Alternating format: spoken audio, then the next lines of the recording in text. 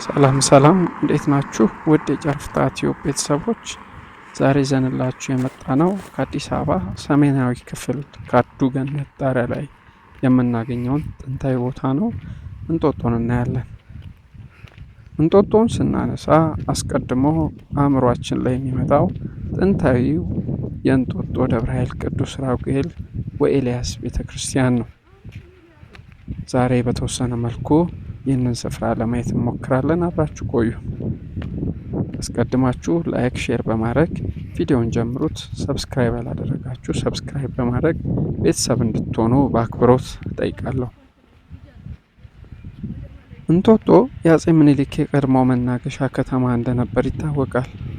ከእሳቸውም አስቀድሞ አጼ ይኩኖ አምላክ፣ አጼ ዳዊት፣ አጼ ልብነ ድንግልና አጼ ሚናስ ይህችን ስፍራ በመናገሻነት ይጠቀሟት እንደነበር ይታወቃል።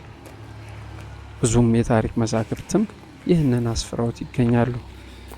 በዚህም ታሪካዊ ስፍራ ከሚገኙ አብያተ ክርስቲያናት መካከል አንዱና ቀደምት የሆነው ይህ ቤተ ክርስቲያን በአጼ ምኒልክ 1878 የተመሰረተና የተገነባ ሲሆን ለዚህም መነሻ የሆናቸው ንጉሠ ነገሥቱ የአባቶቻቸውን ከተማ ለመፈለግ አሳሽ ልከው የአጼ ዳዊትን ፍልፍል ዋሻ ከ500 ዓመት በኋላ በማግኘታቸው ነበር። በዚህም የተነሳ ቤተ መንግስታቸውን እዛው ያሰሩ ሲሆን የራጉኤልንም ቤተ ክርስቲያን ከአገር ውስጥም ከአገር ውጭም ባለሙያዎችን አስመጥቶ አስገንብተዋል። በዚህም ግንባታ የእንቁላል አስኳልና ኖራ እንደተጠቀሙ ይነገራል። ከዚህም በተጨማሪ ለግንባታው እንጨቱን ከመናገሻ ለጣሪያ መገንቢያ የዋለውን ከካይሮ ቆርቆሮውን ከፈረንሳይ ማስመጣታቸው ይነገራል።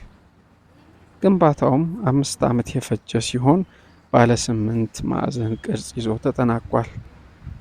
ቤተ ክርስቲያኑ ሲጠናቀቅ ቤተ መቅደሱን የባረኩት እጨጌ ገብረ ሥላሴ ሲሆኑ የመጀመሪያው የቤተ ክርስቲያኑ አስተዳዳሪ ደግሞ ጸሐፌ ትእዛዝ ገብረ ሥላሴ፣ በቄሰ ገበዝነት ሲያገለግሉ የነበሩት ደግሞ ንጉሥ ሚካኤል ነበሩ።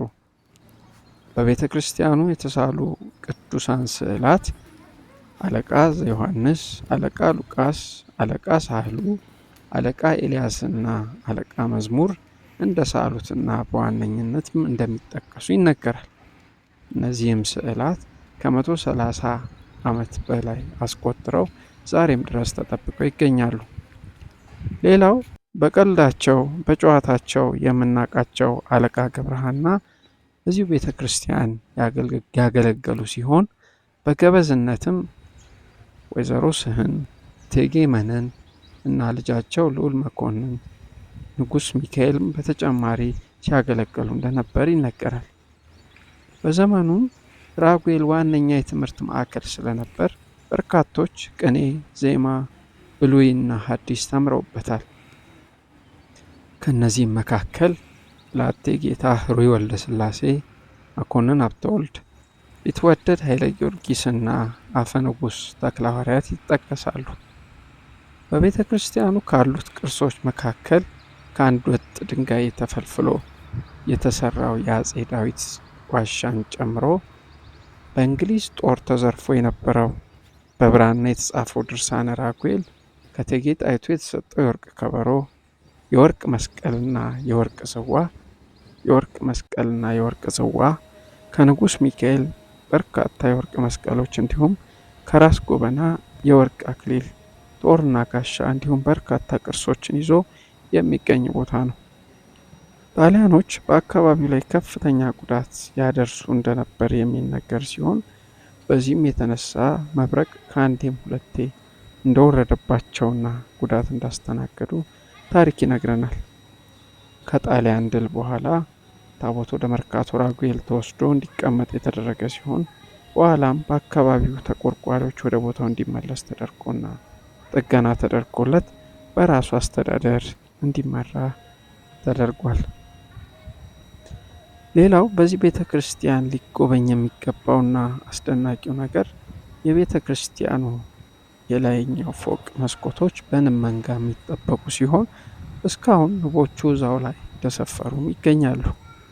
በአሁኑ ሰዓት ቤተ ክርስቲያኑ ታድሶ ቅርሶቹም እንደተጠበቁ የሚገኙ ሲሆን አካባቢውም ከእንጦጦ ቤተ ክርስቲያን ጀምሮ እስከ ፍተሻ ያለው መንገድ የኮሪደር ልማት እየተሰራ ሲሆን ለመጎብኘትም እንዲሁም ለተለያዩ ክብረ በዓላት ለመምጣት ምቹ ስፍራ ሆኗል። በቀጣይም በመስከረም 1 የነብዩ ኤልያስ ክብረ በዓል በድምቀት ስለሚከበር በቦታው ተገኝታችሁ የበረከቱ ተካፋይ ትሆኑ ዘንድ እንጠይቃለን። የዛሬውንም ቪዲዮ በዚያ በቃን። በሌላ ታሪካዊ ቪዲዮ እስከምንገናኝ ድረስ ሰላም ሁኑልን። መልካም ጊዜ